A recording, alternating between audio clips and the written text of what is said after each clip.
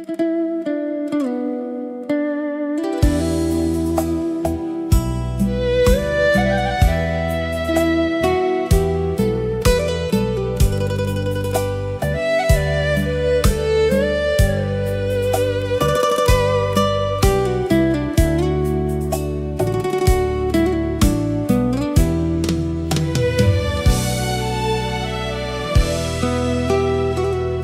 ញុំងើយមើល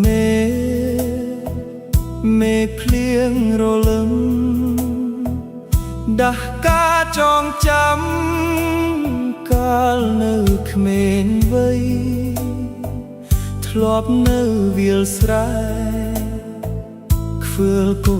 ក្របីនឹកហើយអាល័យចងចាំមិនភ្លេច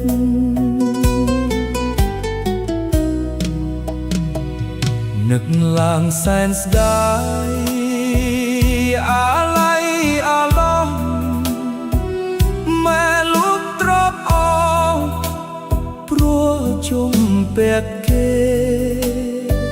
ខ្ញុំធំដឹងក្តីក្របីក៏គ្មានទេ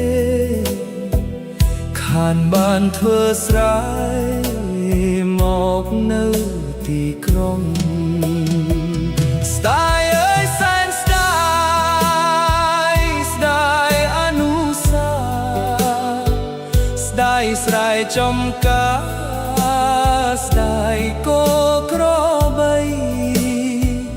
នឹកវាលមាត់បឹងធ្លាប់ដើរចាប់ត្រីខ្ញុំនឹកអាល័យគ្មានថ្ងៃនឹងភ្លេច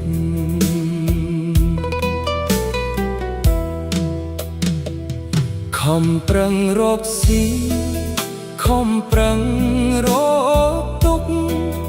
បំណងត្រឡប់ស្រុកជួបជុំញាតិភៅធ្វើការសំណងហាលភ្លៀងហាលក្ដៅស្បែកជាំស្បែកខ្មៅ